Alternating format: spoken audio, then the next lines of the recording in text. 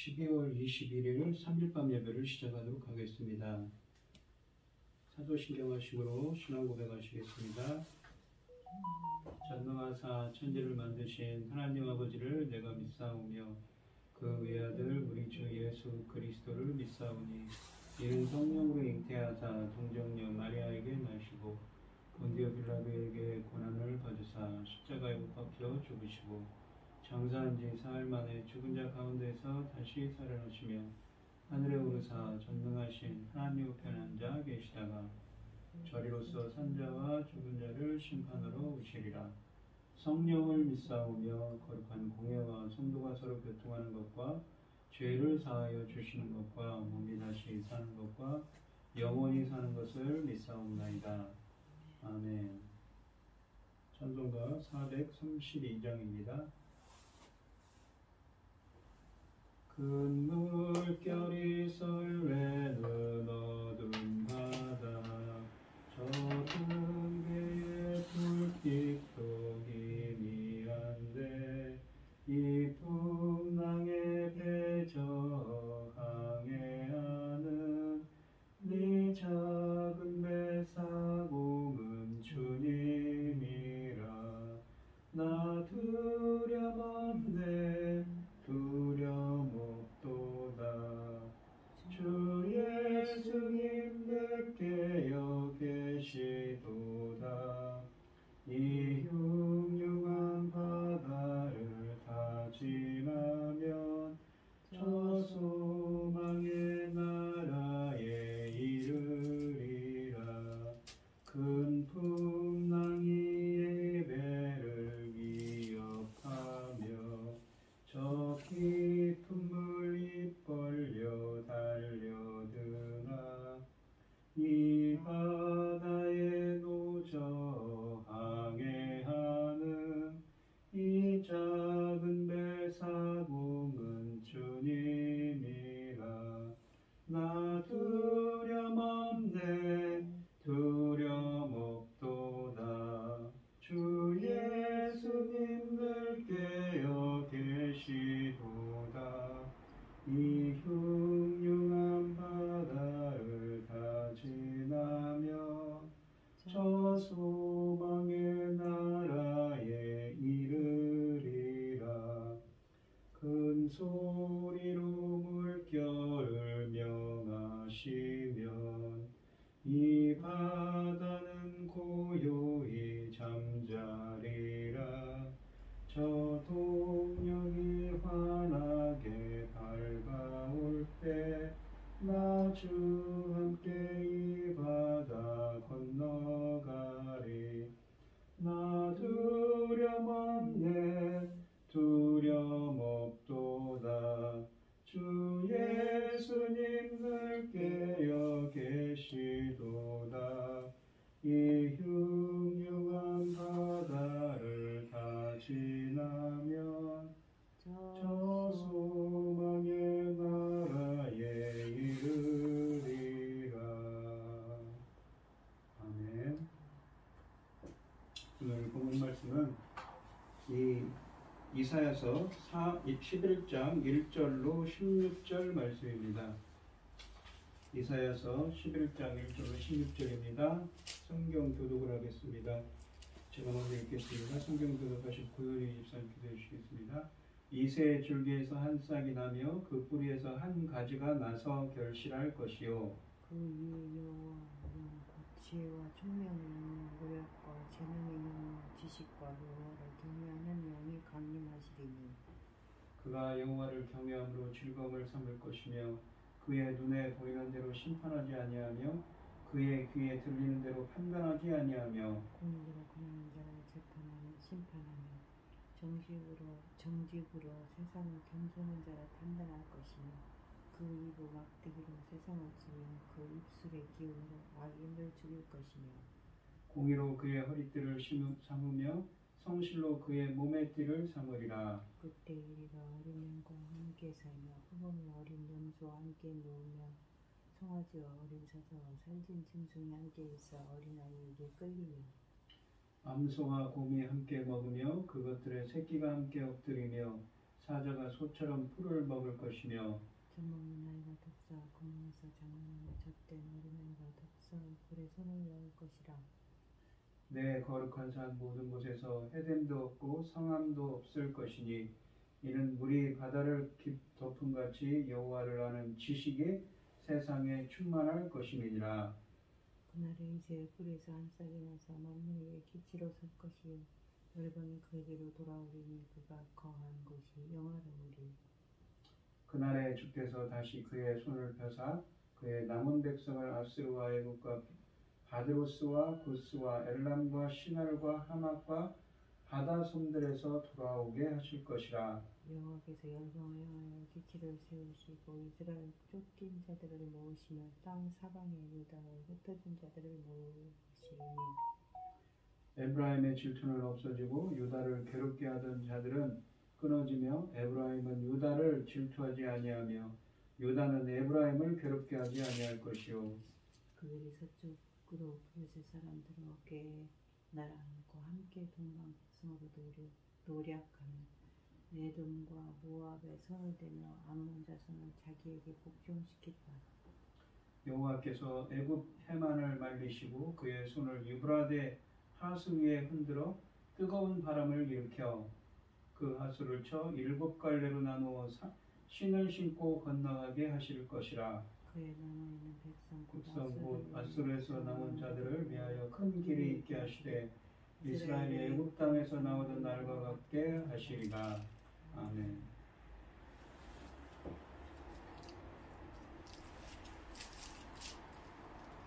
할렐루야. 여호와께 감사하라. 그는 선하시며 그 인자하심이 영원하니로다.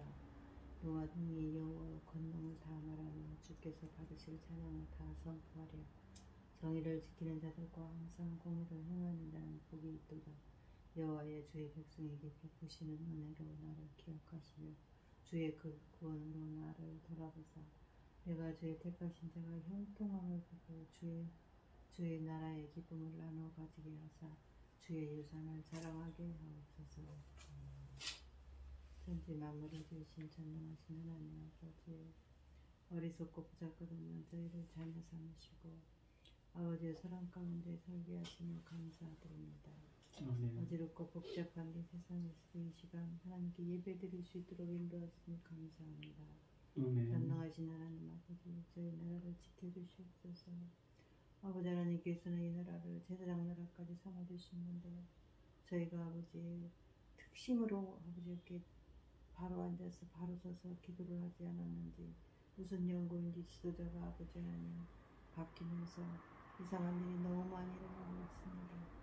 불쌍한 백성들이 힘들어하고 있고 아버지 하나님 어떤 악한 영을 섬기는 자를 아버지 하나님 세우고 있는 이런 상황입니다. 아버지 하나님 죄송합니다. 다 저희 잘못입니다. 저희가 잘 지켰어야 했는데 아버지 하나님 저희들이 너무나 아버지 하나님 앞에 아버지 하나님 특심을 가지지 못해서 아버지 자세를 잘 잡지 못해서 철저히 지키지 못해서 이런 일이 생겼사오니 아버지 하나님 불쌍히 여기시고 도와주시옵시고 회복시켜 주시옵소서. 아버지께서 원하시고 기뻐하시는 자가 지도자가 될 수 있도록 도와주시옵소서. 사랑하는 내 아버지 거룩하신 하나님, 거기에 또 이 시대는 또 엄중한 시대, 열매가 된 시대가 이 중요한 시대가 돌아왔는데 아버지 하나님 나라가 이 모양입니다. 아버지 너무너무 죄송합니다. 아버지 불쌍히 여겨주시고 긍휼을 베풀어주셔서 아버지 하나님 이 나라 제사장 나라 삼으신 것을 아버지 하나님 지켜주시옵소서. 사랑하는 내 아버지 거룩하신 하나님, 천국 같은 귀한 말씀, 열매가 될 시대에 열매가 될 말씀으로 당신의 사랑하는 종을 단을 세우셨사오니 아버지 하나님 이 말씀으로 말미암아서 아버지 하나님 아버지께서 받으실 열매들이 넉넉히 나와야 할 텐데 아버지 하나님 저희들에게 이 숙제를 넉넉히 주셨사오니 잘 감당하고 아버지 앞에 갈 수 있도록 도와주시옵소서. 전능하신 아버지 하나님 이 상황에서 또 어떤 이들은 또 전쟁을 일으키고 있고 정말 앞이 보이지 않습니다. 그 불쌍한 어린 것들을 어떻게 하라고 아버지 하나님 지금 기도하고 있지만 아버지 하나님 이루어지지 않고 있사오니 아버지 하나님 속히 이루어 주시옵소서. 전능하신 하나님 아버지 이 어리석은 인간 어리석은 족속들이 아버지 하나님 그 어린 것들을 그렇게 이 추운 날씨에 아버지 하나님 피난민이 되도록 몰아세우고 있습니다. 아버지 하나님, 아버지 하나님 지켜보고 계시잖아요. 아버지 하나님, 우리는 힘이 없고 어떻게 능력이 없으니 어떻게 할 방법이 없습니다. 기도할 뿐입니다. 아버지 기도하고 있는 거 아버지 아시지요. 아버지 기도를 들어주셔서 아버지 하나님 속히 아버지 정리될 수 있도록 전쟁이 정리되고 아버지 이 어려운 나라 아버지 하나님 기뻐하신 나라로 바꾸어 주시옵소서. 전능하신 아버지 하나님, 우리는 아버지만 바라보고 아버지 하나님께 기도만 드리고 있을 뿐입니다. 불쌍히 여겨주시고 긍휼을 베푸셔서 아버지 하나님 도와주시옵소서. 아멘. 이 모든 말씀 억만 죄악 가운데서 우리를 구원하여 주신 예수 그리스도 이름으로 기도드리옵나이다. 아멘. 오늘 본문 말씀의 제목은 평화의 왕이 오시리라입니다. 지난 시간에 했었던 이 앞 단락에서 선지자는 주의 백성이 그렇게 두려워하는 아수르를 여호와께서 나무꾼이 나무를 찍어 잘라내듯 베어버리시고 이스라엘의 겸손한 남은 자를 구원하시고 돌아오게 하실 것을 선언했습니다. 이것은 신학적으로 제2의 출애굽이며 메시아를 통한 구원을 의미한다고 그랬죠. 참으로 놀랍고 은혜로운 예언입니다.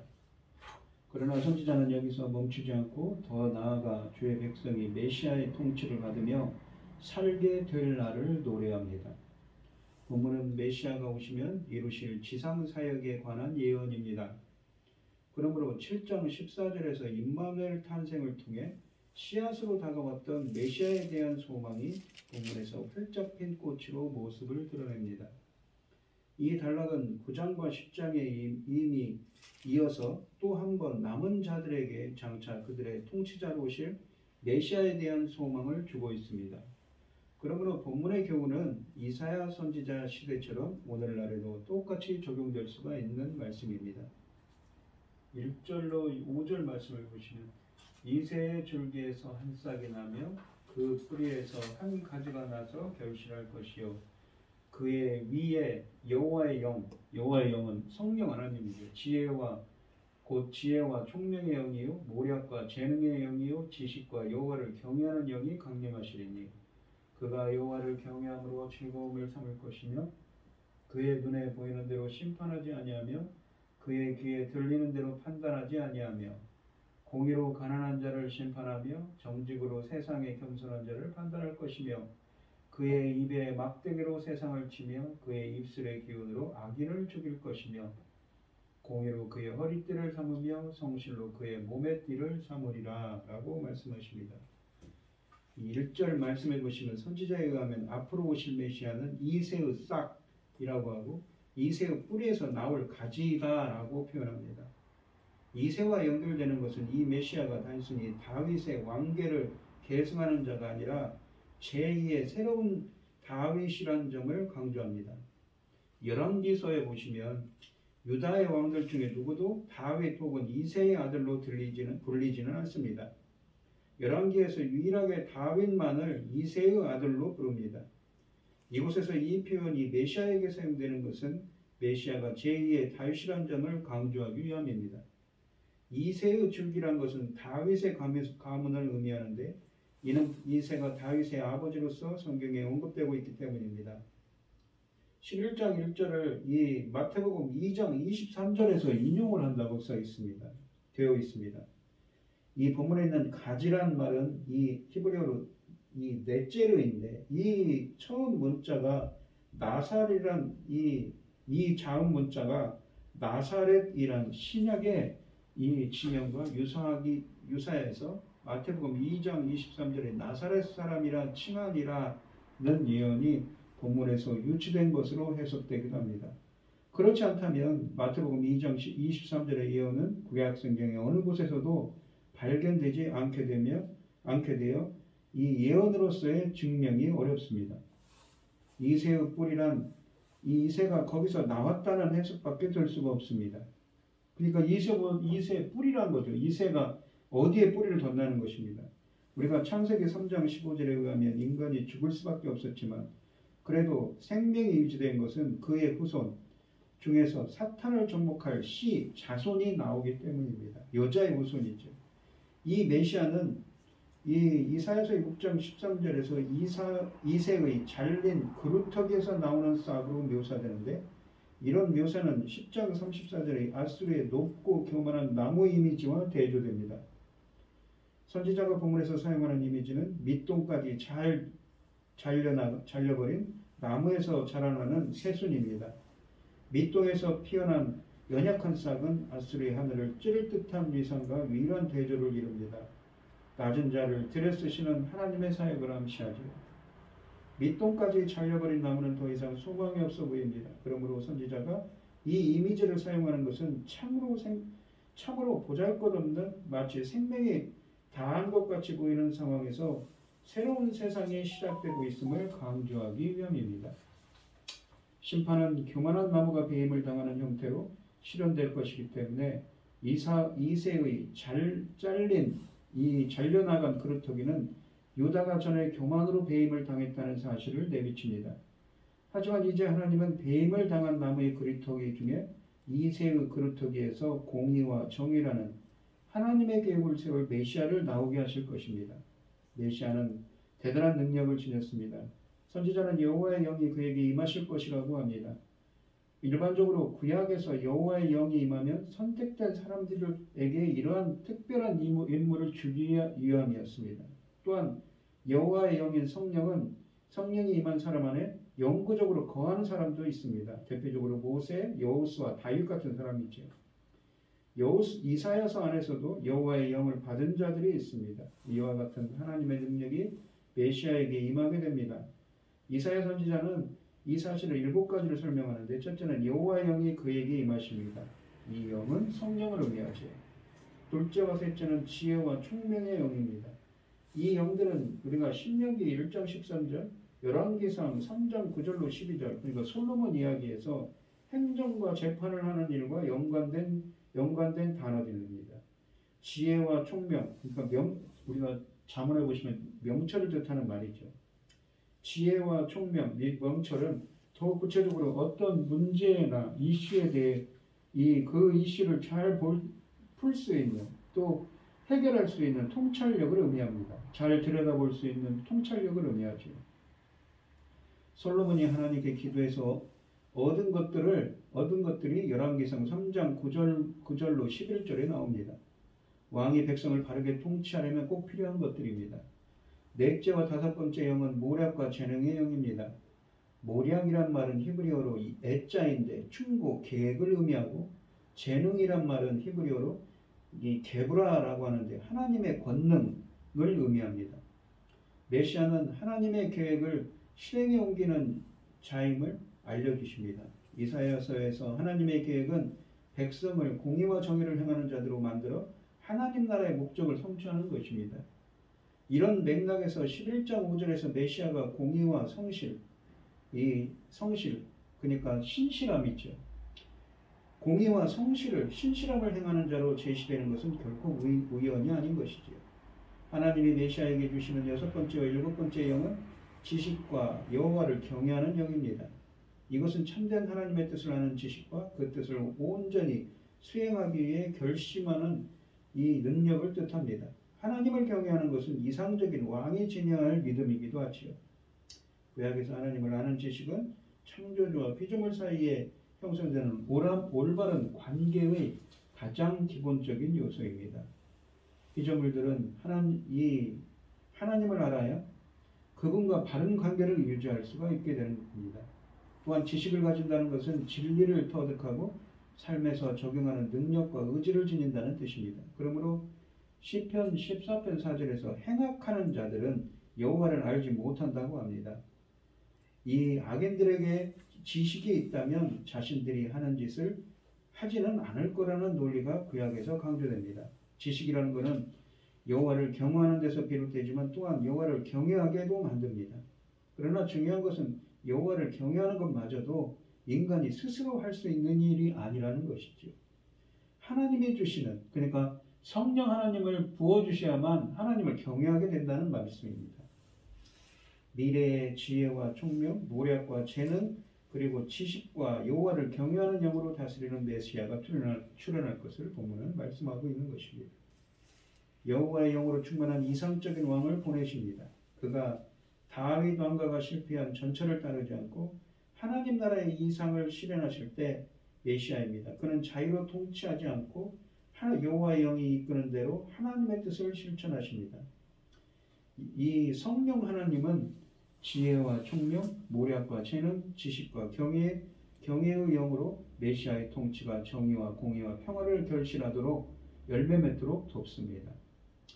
3절과 4절에서 먼저 그는 개인적인 차원에서 여호와와의 관계를 즐깁니다. 3절을 보시면 그는 여호와를 경외하는 것을 즐거워한다고 합니다. 먼저 하나님과의 특별한 관계를 확인한 후 메시아는 공정한 심판을 하며 권위 있는 말씀으로 세상을 치리한다고 3절 하반절부터 4절에서 말씀하십니다.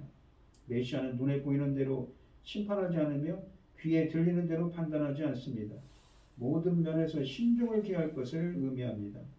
또한 한쪽을 치우치지 않는 공정한 재판을 할 것입니다.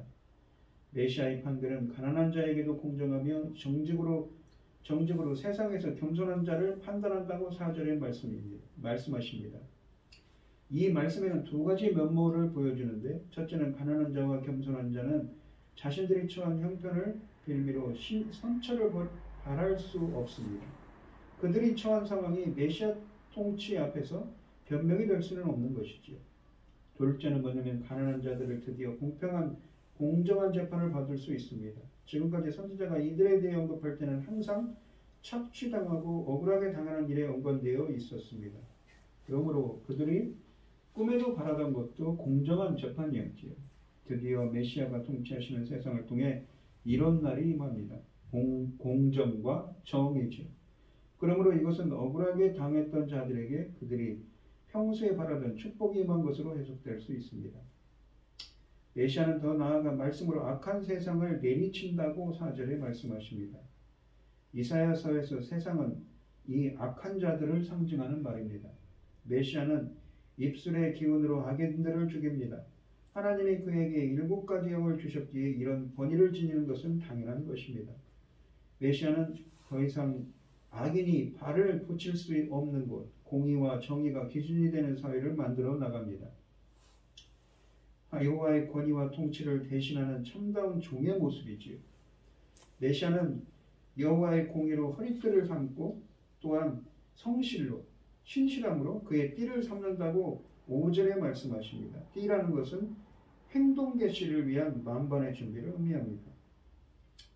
이 3절, 4절, 5절에 보시면 메시아는 무엇보다 여호와를 경외함을 즐거움으로 삼는 겸손한 왕이라고 했습니다.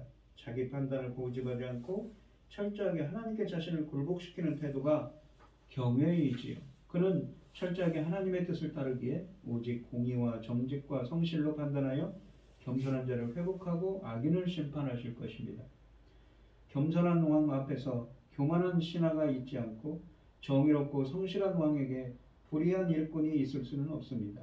왕이신 그리스도의 일꾼인 우리도 그리스도를 본받아 하나님을 경외하는 태도를 먼저 갖춰야겠습니다.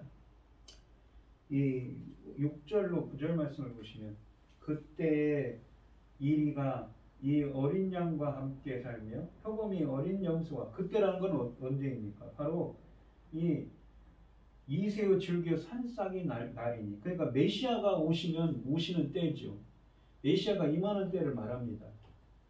이리가 어린 양과 함께 살며 표범이 어린 염소와 함께 누우며 송아지와 어린 사자와 살찐 짐승이 함께 있어 어린 아이에게 끌리며 암소와 곰이 함께 먹으며 그것들의 새끼가 함께 엎드리며 사자가 소처럼 풀을 먹을 것이며 젖 먹는 아이가 독사의 구멍에서 장난하며 젖된 어린아이가 독사의 굴에 손을 넣을 것이라. 내 거룩한 산 모든 곳에서 해됨도 없고 상함도 없을 것이니 이는 물이 바다를 덮은 같이 여호와를 아는 지식이 세상에 충만할 것임이니라 라고 하십니다. 본문은 이새의 뿌리에서 자란 싹이 통치하는 세상이 어떤 모습을 취할 것인가를 설명합니다. 한마디로 에덴으로 다시 돌아가는 모습이지요. 새 에덴에서는 모든 관계가 회복될 것을 기대할 수 있습니다. 첫째, 6절에 보시면 원수관계가 회복됩니다. 메시아 왕국이 완전히 구현될 때는 완전한 평화가 있을 것임을 말해줍니다. 이 평화는 단순한 인간들 간의 평화가 아닌 전 자연의 생태학적인 변화를 가져다주는 근원적인 것입니다. 즉 이 동물들 간의 서로 잡아먹는 약육강식의 법칙도 사라지고 모든 생물이 식물을 음식으로 삼는 변화가 생기게 되는 것인데, 이는 인간의 범죄와 함께 혼란이 생겼던 자연의 법칙이 다시 완전해짐을 보여줍니다. 메시아 왕국의 도래는 자연적인 질서의 완전한 원상회복을 가져온다는 것으로 보아야 합니다.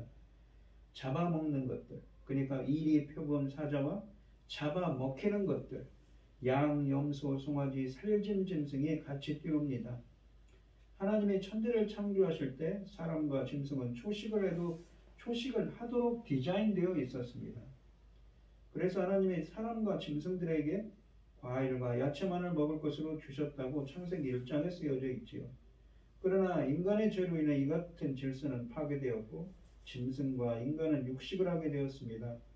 메시아가 통치하는 나라에서는 짐승들이 서로 잡아먹는 일이 없을 것입니다. 창조의 질서와 원리가 회복되는 것이지요. 그래서 로마서 8장 19절로 21절도 로마 피조물들이 회복될 때를 탄식과 고통 속에서 갈망하고 있다고 바울 사도도 말했습니다. 메시아가 이 땅에 임하시면 드디어 자연의 질서가 하나님이 처음 세상을 창조하실 때처럼 회복될 것입니다. 메시아가 통치하는 세상은 더 이상 먹고 먹히는 것이 아닌 어린아이가 맹수들과 마음껏 뒹굴어도 안전하다고 6절에 말씀하십니다. 아이는 이 짐승들 사이에서 안전할 뿐만 아니라 더 나아가 참다운 지도력을 발휘하는데, 어린아이에게 끌리며 라는 말은 야생동물에 대한 인간의 우월성과 지배력을 보여줍니다. 이것은 창조 시에 모든 동물에 대한 인간의 지배력이 완전히 회복되는 것을 의미합니다. 이 지배는 파괴하고 약탈하는 자로서가 아니라 그들을 관리하는 자로서의 지배력이지요. 두 번째로는 7절에 보시면 창조된 세계의 본질적인 변화가 옵니다. 곰이 암소를 잡아먹는 게 아니라 암소가 먹는 풀을 같이 먹으며 친구가 되어 삽니다. 사자도 풀을 뜯어 먹습니다. 성경은 우리가 이 태초의 천지 창조 시에 모든 동물은 식물만을 먹도록 되어 있었다고 분명히 창세기 1장 29절로 30절에 말씀하십니다. 또한 이 짐승들의 새끼들도 어미들처럼 서로 어울려 삽니다. 그들의 새끼가 같이 노는 것은 이런 본질적인 변화가 영구적인 것임을 단면적으로 보여주고 있습니다.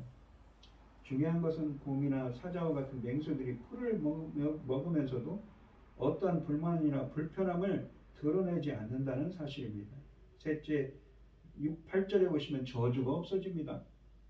젖먹는 아이가 독사의 구멍에서 장난하고 젖된 아이가 독사의 굴에 손을 넣습니다. 창세기 3장 15절 이후에 지속된 뱀과 여인의 후손 사이에 존재하는 저주와 원수 관계가 없어지는 순간입니다. 메시아가 이 땅에 오시는 날 모든 저주가 사라지고 피조물들의 관계가 원래 하나님의 뜻대로 의도하신 대로 회복되는 것입니다. 메시아가 통치하는 세상에는 더 이상 원수 관계도 저주 관계도 없다는 사실이 시사하는 바는 큽니다. 실제로 예수님께서 동성애 기간 동안에 하셨던 사역을 보면 원수 관계가 사라지는 현상이 어느 정도 실현된 것을 볼 수 있습니다. 예수님의 제자들 중에 열심파, 이 열심당 시몬이 있었고 세리 마태도 있었습니다.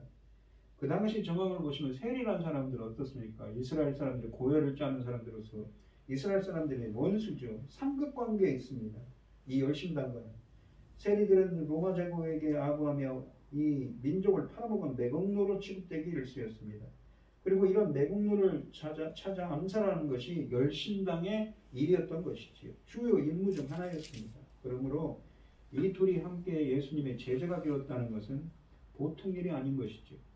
이는 예수님의 성육신을 통해 이 땅에 임한 참 평화가 어떤 것인지를 보여주는 사건이며, 본문이 말하는 원수관계 회복의 진정한 회복의 실제적인 예라고 할 수 있습니다.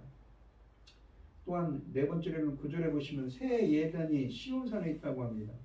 선지자는 이 모든 일이 시온산에서 이루어질 것을 9절에 예언하는데, 시온산이 새 에덴의 모습으로 등장합니다. 어떻게 이런 일이 가능한가요?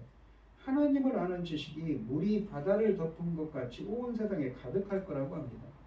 여기 지식이라고 되어 있는 말은 2절에는 지식이 다트, 그러니까 야다에서 온 말인데 여기서 이 지식도 대아라고 하는데 이 말도 야다, 알다라는 말에서, 그러니까 체험적으로 경험적으로 알다라는 말에서 유래한 말입니다.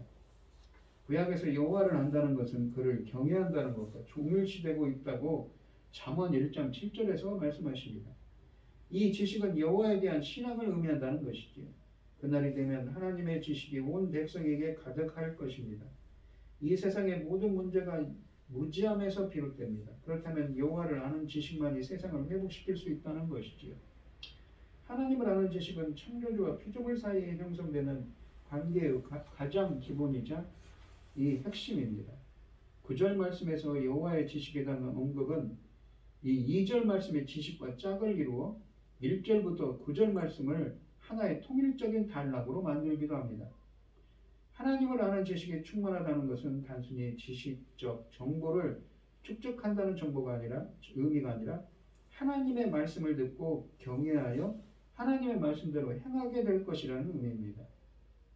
하나님을 경외하는 것이 무엇이냐면 하나님 말씀에 순종하는 거죠. 그러므로 메시아의 사역을 통해 사람들은 하나님의 말씀을 듣고 하나님을 온전히 경외하며 공의와 정의를 행하는 존재로 거듭나게 될 것을, 새롭게 창조될 것을 보여주고 있습니다. 여호와를 아는 지식이 충만할 것을 물이 바다를 덮은 같이라고 표현합니다. 시온에서 여호와를 아는 지식이 온 세상에 퍼져나가는 것을 물의 이미지로 묘사하고 있습니다. 이는 여호와를 아는 지식이 시온에서 나와서 바다처럼 온 세상을 덮을 때 열국이 그 물줄기를 타고 다시 시온으로 찾아오게 될 것을 암시해 주는 것이기도 합니다. 이런 암시는 다음 단락에서 두드러지게 나오는 말씀입니다.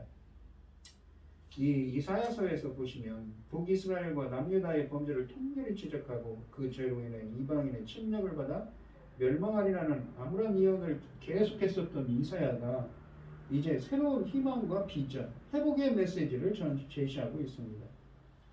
지난 시간에 있었던 이 10장 20절로 34절을 통해 회복과 구원이 있을 것을 예시한 주님은 이제 본문에서 메시아 왕국에 대한 소망과 믿음을 제시했습니다. 사실 이 예언은 이새의 후손으로 태어나신 그리스도의 성육신으로 성취되었고 또 완전한 성취는 지금도 진행 중에 있는 것이죠. 주님이 다시 오셔야만 가능한 것입니다. 10절로 12절 말씀을 보시면 그날에 이새의 뿌리에서 한 싹이 나서 만민의 기치로 설 것이요. 기치라는 건 깃발입니다. 하나의 신호죠. 열방이 그에게로 돌아오리니 그가 거하는 곳이 영화로우리라. 그러니까 이스라엘뿐만 아니라 열방이 그에게 돌아온다고 합니다. 근데 그에게 돌아오리니 라고 되어 있는데 열방이 그에게 돌아오리니라고 되어 있지만 원문으로는 뭐냐면 다라시라고 해서 그를 찾을 것이다 라는 말이 맞습니다. 원문으로는 열방이 그를 찾을 것이다. 11절 말씀해 보시면 그날에 주께서 다시 그의 손을 펴사 그의 남은 백성을 아스루와 애굽과 바드로스와 구스와 엘람과 시날과 하맛과 바다섬들에서 돌아오게 하실 것이라. 여호와께서 열방을 향하여 기치를 세우시고 깃발을 세우시고 이스라엘의 쫓긴 자들을 모으시며 열방과 이스라엘을 다 모은다는 것이죠. 땅 사방에서 유다의 흩어진 자들을 모으시리니. 그러니까 이 이스라엘의 남은 자들뿐만 아니라 열방의 남은 자들도 모은다는 말씀들을 하고 있습니다. 이스라엘의 이 쫓긴 자, 흩어진 자를 모으신다는 것은, 쫓긴 자라는 것은 남성 명사고 흩어진 자는 여성 명사입니다. 그러니까 쫓기고 흩어진 이스라엘의 모든 남자와 여자, 열방의 모든 남자도 모으신다는 것이죠. 이 부분은 지금까지 하나님이 남은 자들에 대해 하신 말씀의 요약이라고 할 수 있습니다. 10절에서 이새의 뿌리에서 한 싹이 나서라고 되어 있는데 한 싹이 나서라는 말은 히브리어로는 그냥 하야라는 이다, 되다, 존재한다 라는 말일 뿐입니다. 이사의 뿌리에서 나온다라는 것은 이 사람이 제2의 다윗임을 암시합니다. 이 인물은 이새의 뿌리입니다. 또한 이 이새의 뿌리는 온 열방의 기치로 섭니다. 기치라는 것은 깃발, 신호를 의미합니다. 따라서 만민의 기치란 메시아의 사역이 이스라엘에만 국한되지 않고 전 민족, 전 우주적으로 범위가 넓혀질 것임을 의미합니다. 하나님을 대적하며 높아진 아수르는 녹아 낮아질 것이고 대신 종말에 메시아의 깃발이 높아질 것을 제시합니다.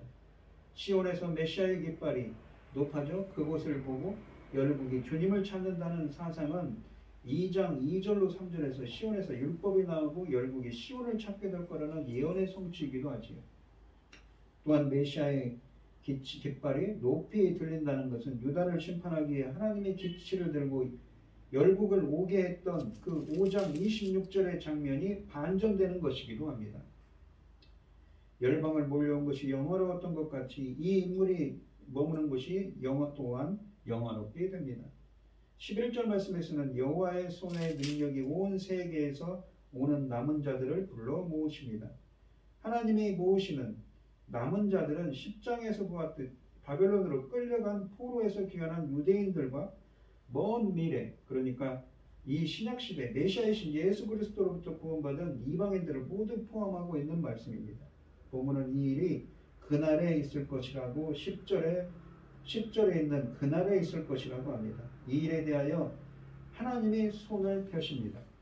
그동안 이사야서 안에서 손을 편다는 것은 심판을 의미하는데 하나님이 손을 편다는 것은 무엇인가? 권능을 행한다는 의미죠. 하나님의 손은 권능을 의미합니다. 그러나 이번에는 하나님이 남은 자들을 모으기 위해 손을 펴십니다. 또한 여기에서 손을 드시는 것은 출애굽 사상과 관련이 있습니다. 출애굽에서도 손을 펴사라는 말이 나오는 거죠. 11절에서 주께서 다시 그의 손을 펴사라는 표현은 이전의 출애굽 구원처럼 다시 제2의 출애굽의 은혜를 베풀어 열국으로 흩어진 백성을 인도하여 시온으로 돌아오게 하실 것이라는 뜻입니다. 그리고 11절에 다시라는 말은 이 일이 제2의 출애굽 사건이 반복될 것을 다시 일어날 것을 말해주고 있지요. 출애굽의 역사가 재현되는 날 하나님은 세상 곳곳에서 주의 백성을 모으실 것입니다. 아스르와 이집트는 당시 국제무대에서 강력한 세력이었습니다. 세상에서 가장 위대한 세력도 하나님의 일을 막지 못할 것입니다. 유다의 남은 자들이 흩어져 있는 것으로 언급된 열국의 10개의 지명 명칭들은 동서남북을 대표하는 곳입니다. 그래서 애굽과 바드로스 구스는 남쪽이고 아스르와 하맛은 북쪽, 엘람과 시날이란 건 바벨론을 뜻합니다. 동쪽이고 바다섬들은 서쪽을 가리킵니다. 이 구절에서 바벨론, 시날이 언급되는 것은 유다의 멸망이 결국 바벨론에 의해 성취되어 바벨론으로 끌려가게 될 것을 암시해 주기도 합니다. 12절에 보시면 하나님의 백성들을 모으게 하여 깃발을 꽂으십니다. 백성이 땅의 사병으로 흩어졌다는 것은 타국에서 귀양살이를 하고 있음을 전제합니다. 이제 하나님은 그들을 모두 고향으로 돌아올 수 있도록 부르실 것입니다. 남왕국과 복음물이 파괴된 지 한참 후에 있을 일입니다. 그때는 이스라엘과 유다를 괴롭히는 자들이 더 이상 존재하지 않거나 힘을 쓰지 못합니다. 하나님이 그렇게 하실 거라는 것이죠. 열국에 흩어진 유다와 북이스라엘이 돌아와서 화평을 누리며 열국을 정복할 거라고 12, 13절에 말씀하십니다. 메시아의 기치를 보고 열국이 찾아올 것을 내다보는 10절의 진술을 고려할 때 유다와 북이스라엘에서 남은 자들이 열국을 다시 정복한다는 것은 의미상으로 맞지 않습니다. 하지만 이사야서의 전체적인 문맥을 전체적으로 보시면 여러 곳에서 열국이 시온으로 돌아온다는 사상과 남은 자들이 열국을 지배한다는 사상은 항상 공존하는 말씀이었다는 것입니다. 언뜻 열국이 시온에 와서 하나님의 자녀가 된다는 일과 이스라엘의 남은 자가 시온에서 열국을 지배하고 그들의 재물을 얻는다는 진술이 서로 조화되게 이해하기도 힘들어 보입니다. 하지만 이처럼 외관상 상반된 진술은 시온이 회복되어 거기에 남은 자가 공의와 정의로 빛나게 되면 열국이 재물을 가지고 시온을 찾아와 이스라엘의 남은 자 배후에 있는 하나님을 찬양한다는 것을 교훈하기 위함이라고 이사야서 60장 6절에 또한 쓰여져 있습니다. 결국 시온에서 이스라엘의 남은 자들이 열국을 지배한다는 표현은 열국을 종으로 부린다는 문자적 의미가 아니라 이스라엘의 남은 자들이 열국의 축복을 누리고 열국도 이스라엘의 축복에 동참하며 하나님의 자녀가 된다는 말입니다. 여기서 공의와 정의로 빛나는 자들이 받는 축복이 얼마나 영광스러운지를 새삼 깨달을 수 있습니다. 또한 시온에 있는 유다 백성이 열국을 지배한다는 비유는 그들의 왕적인 존재가 되어 더욱더 공의와 의를 행한다는 표현으로 이해할 수도 있는 것이죠. 13절로 16절 말씀을 보시면 에브라임의 질투는 없어지고 유다를 괴롭게 하지 않은 자들은 끊어지며 유다를 괴롭게 하던 그 바벨론이죠. 아스루와 바벨론.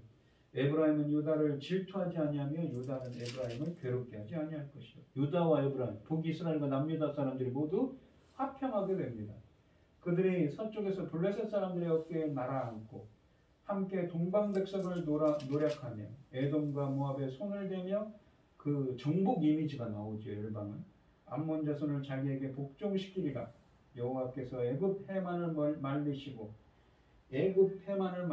그의 손을 유브라데 하수 위에 흔들어 뜨거운 바람을 일으켜 그 하수를 쳐 7 갈래로 나누어 신을 신고 건너가게 하실 것입니다. 유브라데 하수를 갈라서 신을 신고 걷는다고 합니다. 마치 출애굽이나 요단강을 도하한 사건 같지요. 16절에 보시면 그의 남아있는 백성 곧 아수르에 남아있는 자들을 위하여 큰 길이 있게 하시되 이스라엘이 애굽 땅에서 나오던 날과 같게 하시리라.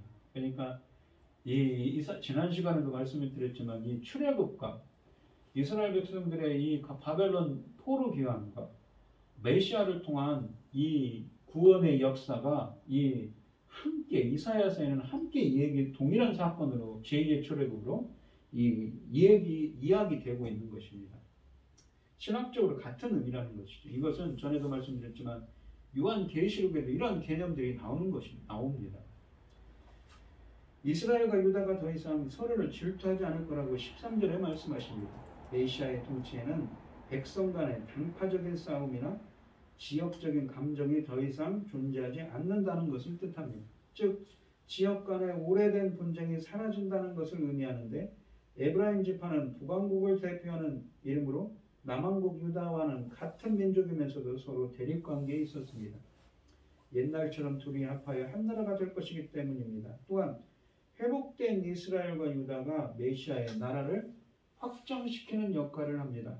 앞에서 메시아는 다윗의 자손으로 올 것이라고 했는데 본문에서는 옛적 다윗의 영화가 다시 이스라엘에게 임할 것이라고 합니다. 선지자는 본문에서 다윗이 정복했던 나라들을 나열하며 이스라엘의 옛 영광을 회상합니다. 블레셋, 동방민족, 백성, 에돔, 모압, 암몬 등.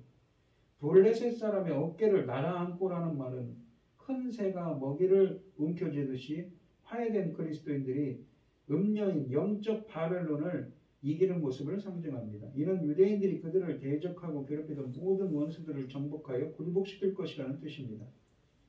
블레셋 사람들은 이스라엘을 끊임없이 괴롭힌 민족인데 메시아의 도래와 함께 이들은 유대인들에게 굴복당하게 됩니다.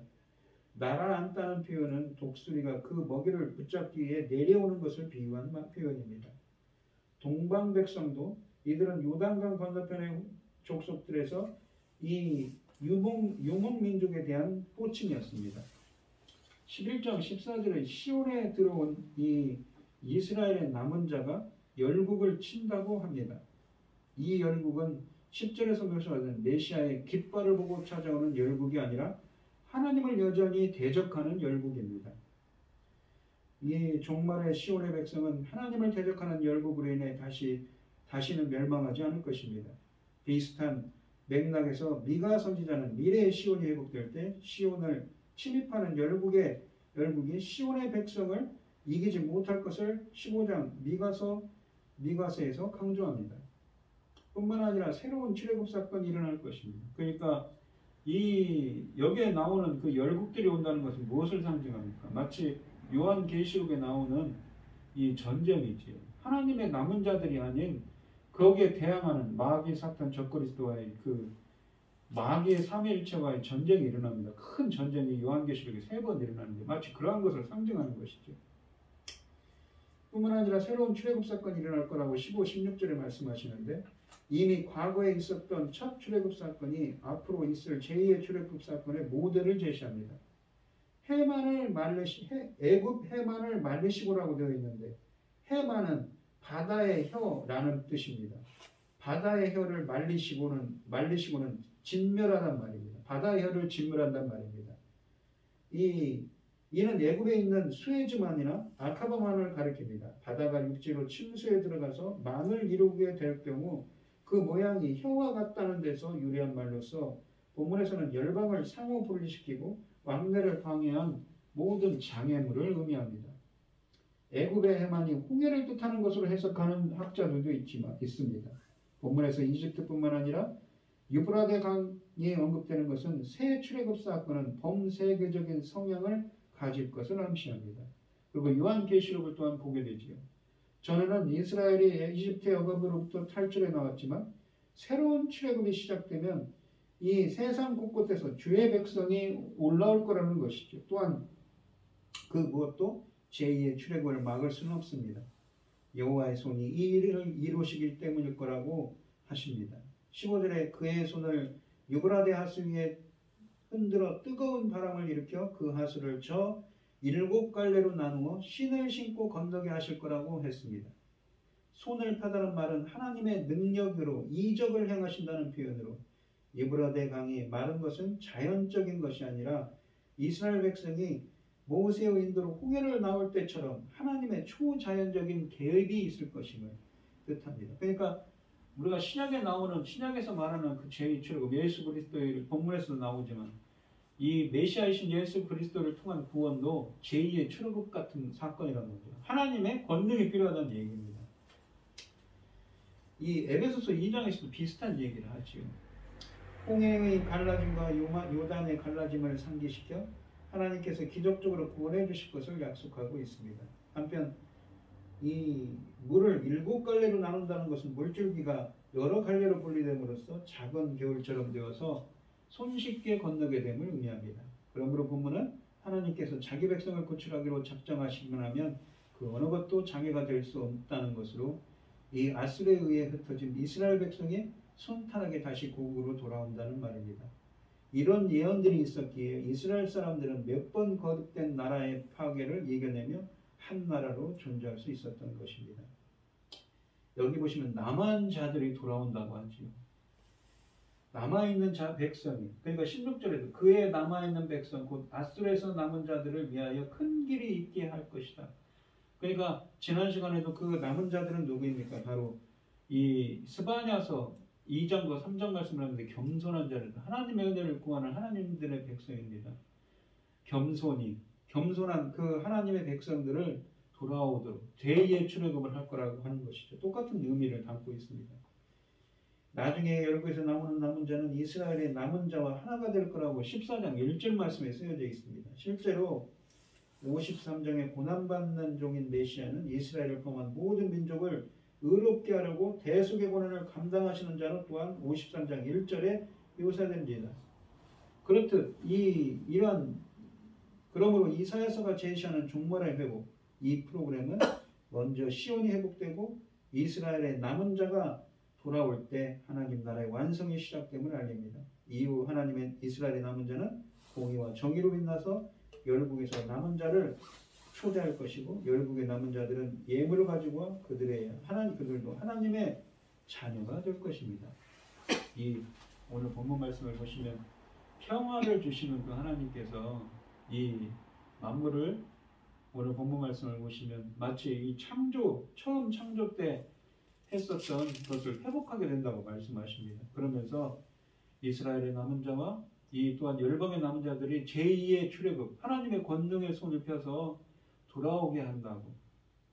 마치 강을 이 출애굽기에 보시면은 홍해를 갈랐던 거죠. 홍해를 갈라신 하나님의 강한 손과 편팔로 임하신 하나님의 역사를 통해서 또한 요단강을 갈르신 그 하나님의 역사를 했던 것처럼 그 주의 백성들이 열방의 모든 나라 백성들이 돌아올 거라고 제2의 출애굽을 할 거라고 말씀하시는데 그것은 무엇입니까? 바로 평화의 왕이신 주님께서 임하셔야만 그 날에 임할 거라는 이야기를 하고 있는 것입니다.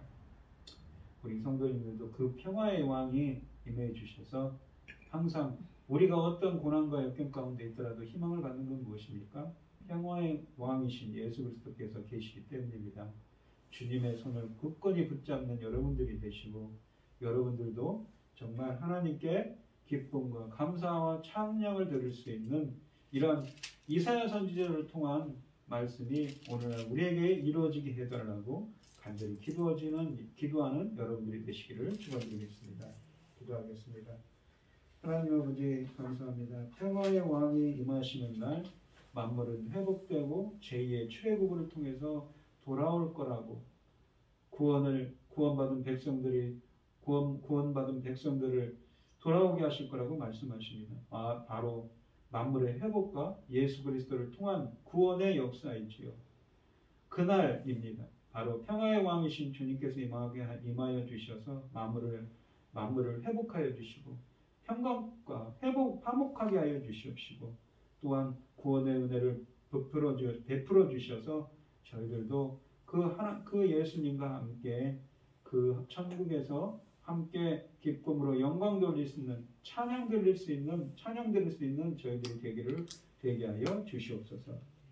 이 모든 말씀 거룩하신 예수님 이름으로 기도합니다. 아멘.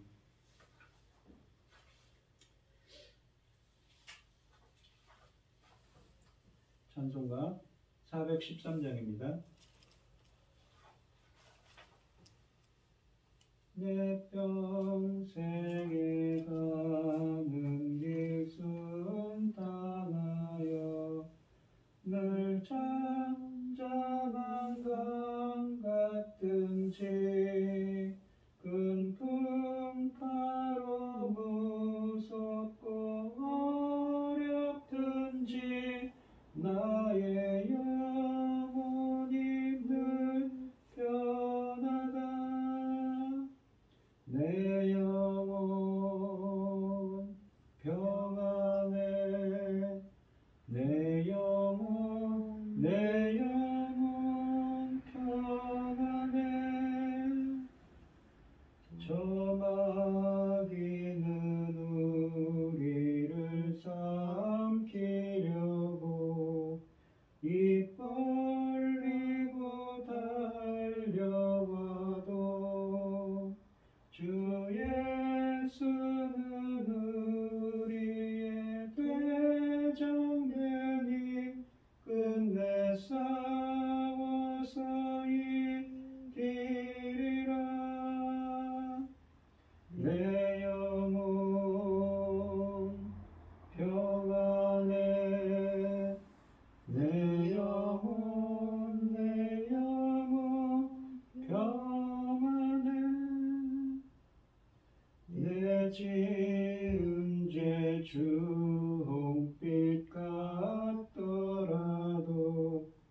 주 예수께 달으며 그 십자가 피로써 다 씻으사 있는 보다 더 정하리라.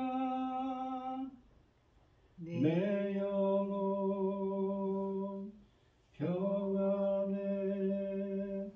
내 영혼 평안해.